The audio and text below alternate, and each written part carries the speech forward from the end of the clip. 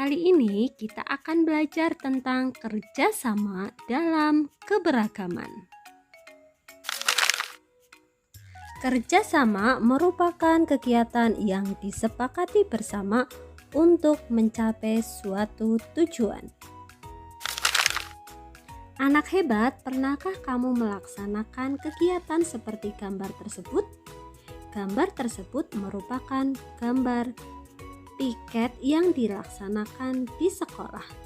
Nah, gambar tersebut merupakan contoh kerjasama yang dilaksanakan di sekolah. Anak hebat, tahukah kalian manfaat dari kerjasama?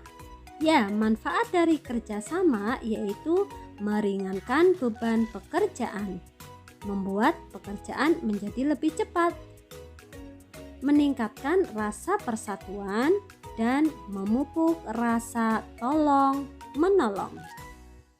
Wah, ternyata manfaat dari kerjasama ini sangat baik ya. Kerjasama dapat dilakukan di mana saja. Nah, kali ini kita akan membahas bentuk kerjasama yang dilakukan di lingkungan sekolah. Apa saja bentuk kerjasama yang dapat kita lakukan di sekolah? Simak penjelasannya. Yang pertama yaitu melaksanakan piket sekolah. Kegiatan ini dilakukan bersama-sama dengan teman-teman satu kelas. Dengan melaksanakan piket bersama-sama, maka pekerjaan membersihkan kelas akan terasa ringan dan menyenangkan. Contoh kerjasama selanjutnya yaitu mengumpulkan bantuan untuk korban bencana atau untuk teman kita yang sedang sakit. Nah, mengumpulkan bantuan untuk teman yang membutuhkan juga akan mempererat persatuan dan kesatuan loh, serta memupuk rasa saling tolong-menolong. Mengerjakan tugas kelompok bersama-sama juga merupakan salah satu contoh kerjasama yang dapat kita lakukan di sekolah.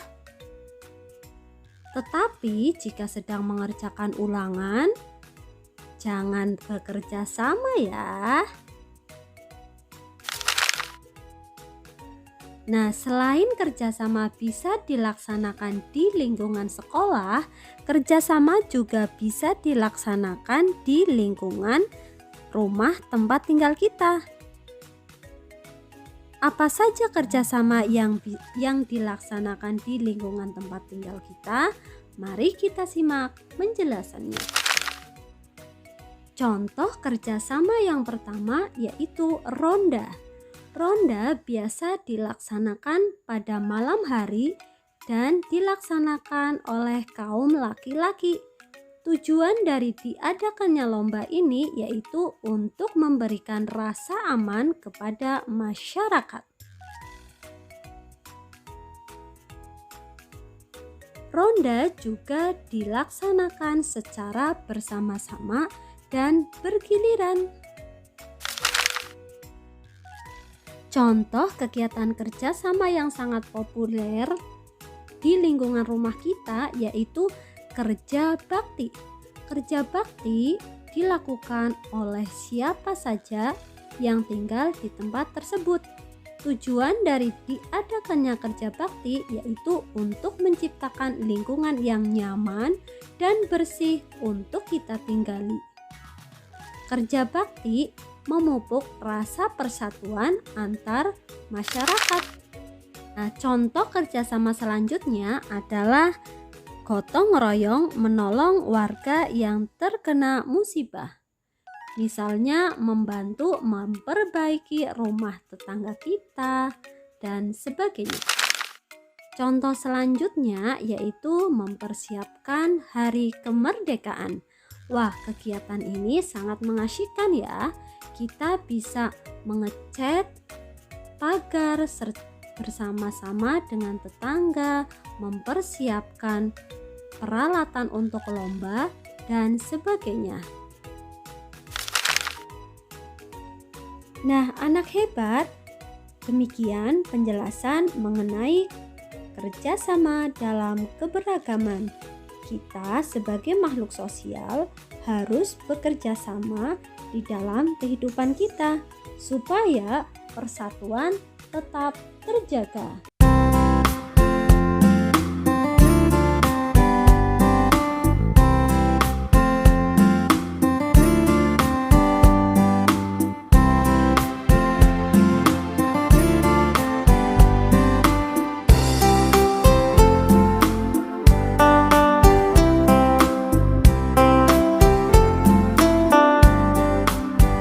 Kali ini kita akan belajar bahasa Inggris untuk kelas 4 dari buku Kurikulum Merdeka. Di bab 4, Cici Cooks in the Kitchen. Kita akan bahas look and say, listen and circle di halaman 34 sampai dengan 39. Yuk di-subscribe dulu, klik loncengnya, like dan share juga ya. Gimana kabar adik-adik hari ini? Semoga semuanya dalam keadaan sehat. Yuk kita bahas bab 4 kali ini dengan judul Cici Cooks in the Kitchen. Apa ya artinya ini? Cici, nah ini adalah nama ini ya, si anak ini ya, teman kita namanya Cici. Kemudian cooks ini adalah memasak. In the kitchen, di dapur ya. Jadi Cici cooks in the kitchen, Cici memasak di dapur. Nah, kita lihat ini ada di dapur ya. Cici is with her mother. Cici ada bersama ibunya. They are frying fish. Ya, they are frying a fish. Jadi mereka sedang menggoreng ikan ya, ini ikan. Cici is preparing the plate. Cici lagi menyiapkan piringnya ya. Yuk kita lihat. Yang pertama, look and say. Kita lihat look and say itu lihat dan katakan ya. Lihat di sini ada Bapak Ilham or Mr. Ilham. Ya, Mr. Ilham, apa yang sedang dilakukan? What is he doing? Ya, apa yang dia lakukan? Kita baca ya di sini. Mr. Ilham reads a book in the living room. Mr. Ilham reads a book in the living room. Ya, Mr. Ilham reads Ilham reads itu membaca, a book, buku, in di living room. Living room itu adalah ruang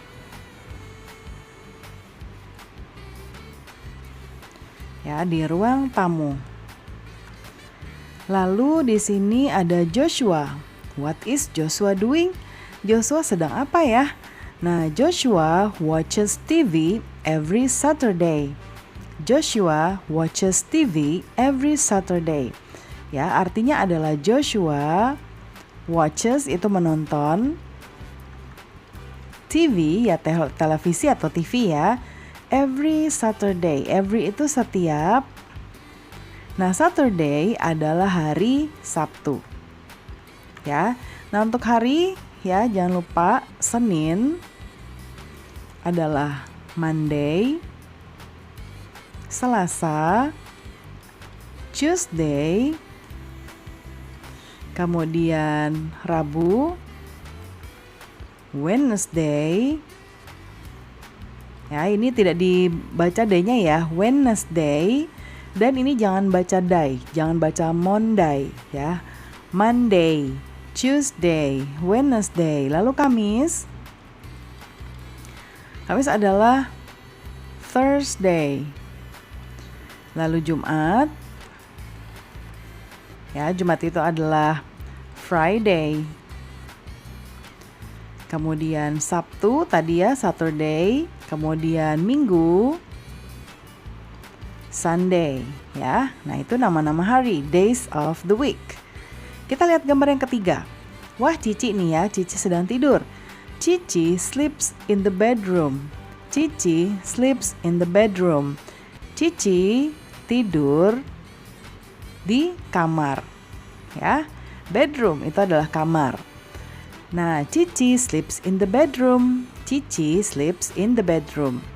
Gambar yang ketiga. Ini ada Joshua lagi. Joshua takes a bath every day. Joshua takes a bath every day. Joshua takes a bath every day.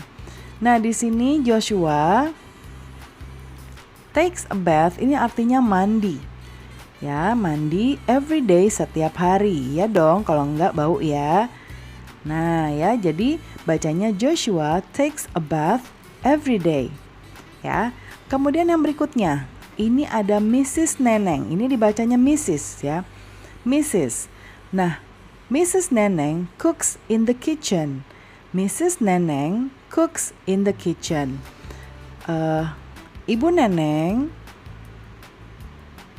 cooks memasak in the kitchen, di dapur ya. Oke, kemudian gambar yang berikutnya. Sepertinya gambar terakhir, belum ya, masih ada banyak. Cici doesn't study every evening. Cici doesn't study every evening. Cici tidak belajar, ya, doesn't itu berarti tidak, study belajar, every itu setiap, evening malam, ya. Jadi Cici tidak belajar setiap malam, ya. Cici doesn't study every evening, ya.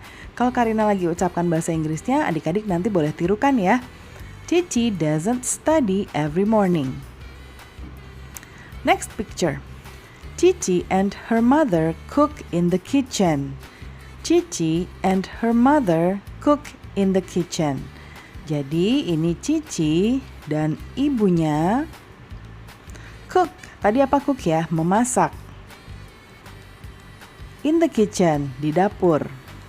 Ya. Kemudian Cici and her family having dinner every day. Cici and her family having dinner every day. Ya. Cici and her family having dinner every day. Cici dan keluarganya ya makan malam setiap hari.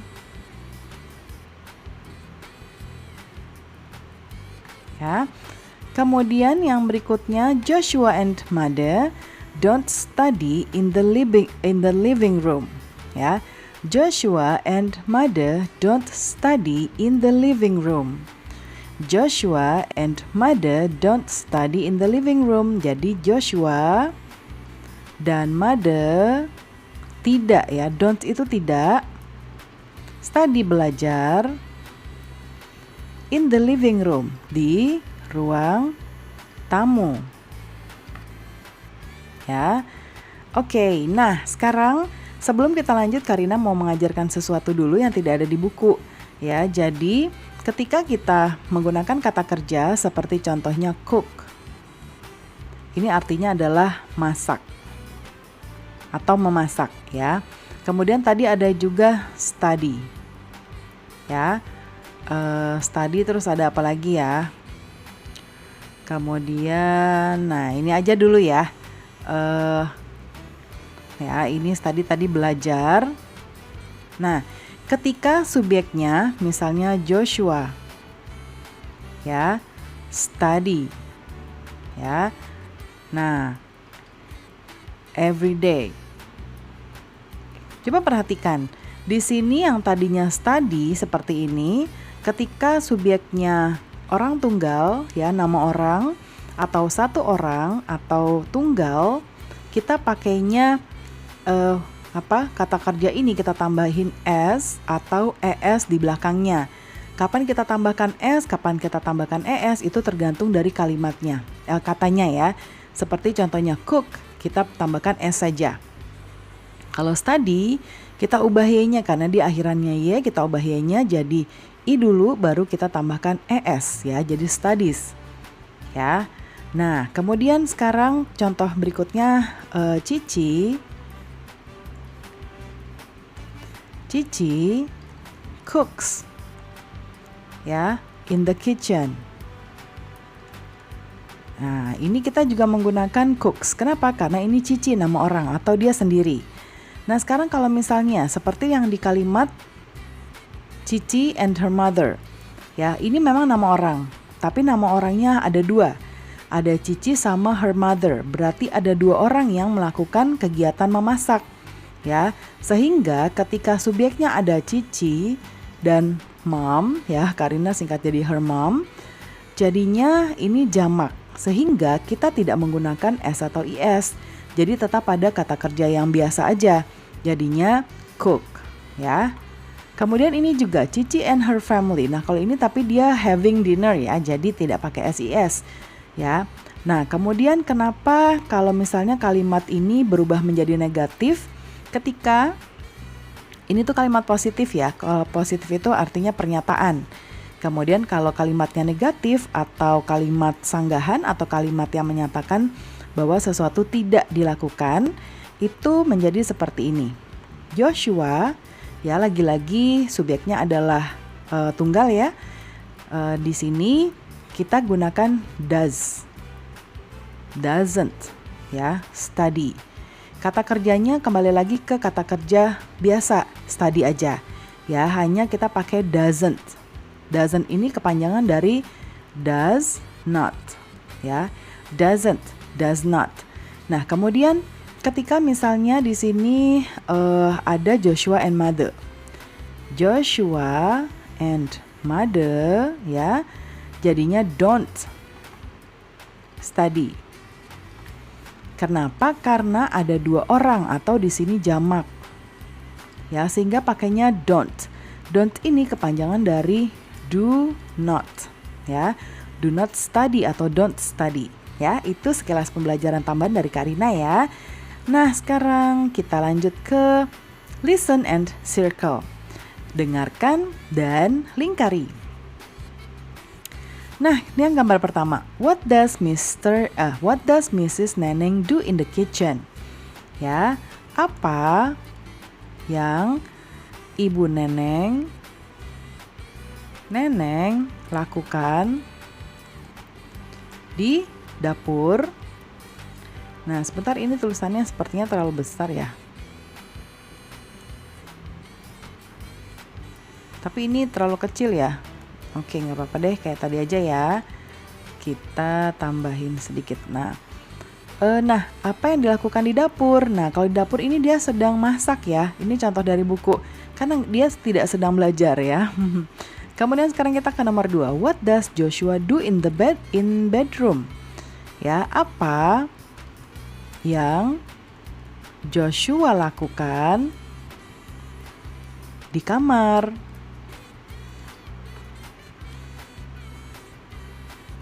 Nah, Joshua di kamar ngapain ya? Nah, dia apakah studies, belajar, atau tidur?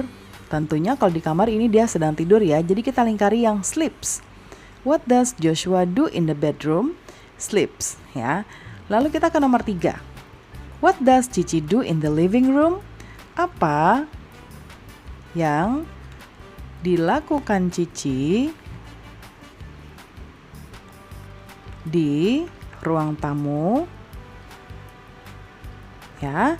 Nah, di sini apa yang Cici lakukan di ruang tamu? Dia belajar, ya, atau menonton TV.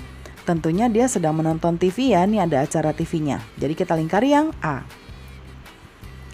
Kemudian berikutnya di sini ada mother. What does mother do in the living room? Apa yang mother lakukan di ruang tamu? Ya, ruang tamu disingkat RT. Studies, play. Nah, ini dia lagi belajar karena banyak sekali alat-alat belajarnya ya. Jadi kita jawab yang A, studies. Kemudian yang berikutnya, what does Aisyah do in the dining room? What does Aisyah do in the dining room?